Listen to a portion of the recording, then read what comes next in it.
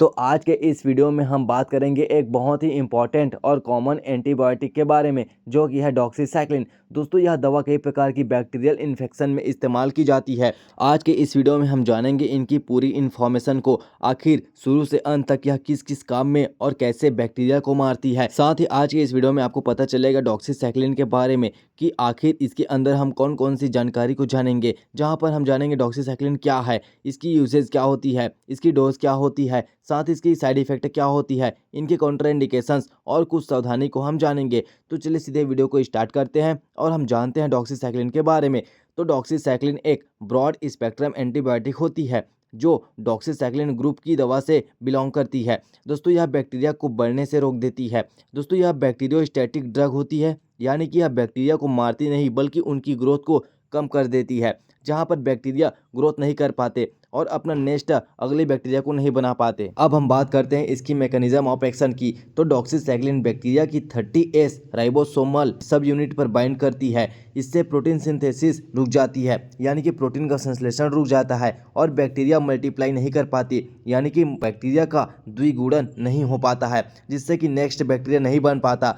दोस्तों, यहाँ पर क्या होता है कि प्रोटीन नहीं बनेगा तो यहाँ पर क्या होगा, बैक्टीरिया ग्रो नहीं कर पाएगा, जिससे कि इन्फेक्शन कंट्रोल हो जाएगा और इस तरीके से यह इनकी मैकेनिज्म ऑफ एक्शन काम करती है। तो बैक्टीरिया की ग्रोथ को रोकने के लिए भी डॉक्सीसाइक्लिन सबसे ज़्यादा प्रिस्क्राइब किया जाता है। आगे हम बात करते हैं इसकी उपयोग को। तो सबसे पहले हम बात करते हैं कि रेस्पिरेटरी ट्रैक में होने वाली इन्फेक्शन, जहाँ पर निमोनिया और ब्रोंकाइटिस, ये दोनों ऐसी इन्फेक्शन होती है जो हमारे लंग्स से रिलेटेड होती है, तो यहाँ पर इनका उपयोग किया जाता है। दूसरे नंबर पर आते हैं दोस्तों स्किन इन्फेक्शन में, जहाँ पर अगर आपकी स्किन के ऊपर एक्ने हैं और साथ ही बॉयल्स, यानी कि जिसको हिंदी में हम फोड़ा कहते हैं। दोस्तों, यह बहुत ज़्यादा दर्द करता है और साथ ही आपके स्किन के ऊपर लाल और सूजी हुई गांठ जैसी दिखाई देती है, जो त्वचा के अंदर बैक्टीरियल इन्फेक्शन के कारण बनती है, तो यहाँ पर भी हम इनका उपयोग करते हैं। तीसरे नंबर पर आता है दोस्तों सेक्सुअली ट्रांसमिटेड डिसीज़, यानी कि STD में।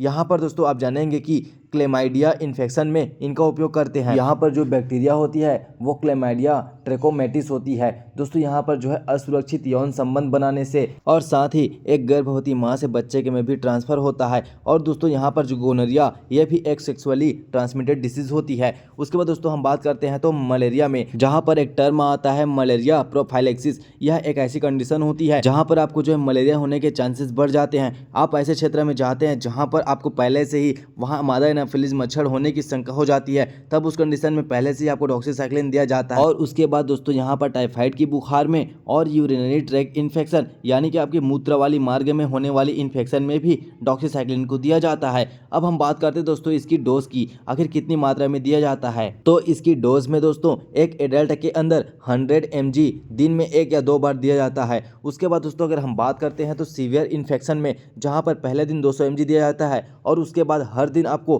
100 mg देते हैं। उसके बाद दोस्तों अगर हम बात करें मलेरिया की दूर करने के लिए तो 100 mg डेली दिया जाता है। अब हम बात करते हैं इसकी साइड इफेक्ट की। तो यहाँ पर आपको कॉमन साइड इफेक्ट के अंदर नाउजिया, यानी कि उल्टी होने की शंका, वोमिटिंग यानी कि उल्टी होना, डायरिया यानी कि दस्त, स्टमक पेन यानी कि पेट में दर्द और सनलाइट सेंसिटिविटी यानी कि धूप में जलन आपकी स्किन पर हो सकती है।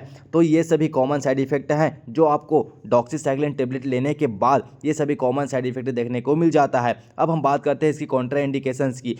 तो दोस्तों यहाँ पर डॉक्सीसाइक्लिन लेने से पहले आपको किस किस बातों का ध्यान रखना चाहिए। तो यहाँ पर दोस्तों उन मरीजों में जिनमें टेट्रासाइक्लिन एलर्जी होती है, प्रेग्नेंट वुमेन के अंदर और 8 साल से कम उम्र के बच्चों को डॉक्सीसाइक्लिन देना खतरा हो सकता है अगर आप एक डॉक्टर के बिना सजेशन से देते हैं। तो दोस्तों यहाँ पर जो है इनकी कॉन्ट्राइंडिकेशंस के अंदर आपको ये बातें ध्यान रखना बहुत ज़्यादा जरूरी हो जाता है। अब आगे हम जानते हैं कुछ ड्रग इंट्रैक्शंस की, जहाँ पर दोस्तों इसके अंदर आपको क्या क्या चीज़ें नहीं लेनी चाहिए। तो एक एंटासिड मेडिसिन आपको कॉम्बिनेशन में नहीं लेना चाहिए। अगर आप आयरन सप्लीमेंट लेते हैं तब उस कंडीशन में इसको रोक देना चाहिए। दोस्तों ओरल कंट्रासेप्टिव पिल्स लेते हैं, यानी कि प्रेगनेंसी को रोकने के लिए जो टेबलेट लेते हैं वहां पर भी इसको नहीं लेना चाहिए। और साथ ही अगर आप ब्लड थिनर्स जो भी मेडिसिन लेते हैं जिसमें आता है एंटीकोगुलेंट मेडिसिन, जैसे कि वारफेरिन, हिपेरिन, इनोक्सापेरिन, तो ये सभी आपको नहीं लेना चाहिए। अब हम बात करते हैं इसकी ब्रांड नेम की। तो इसके ब्रांड नेम के अंदर डॉक्सीसिप जो एक सिप्ला कंपनी बनाती है, डॉक्सी फर्स्ट जो एक यूएसवी कंपनी बनाती है, डॉक्सीकेम जो एक एल्केम कंपनी बनाती है, डॉक्स्ट एसएल जो इंटास कंपनी बनाती है,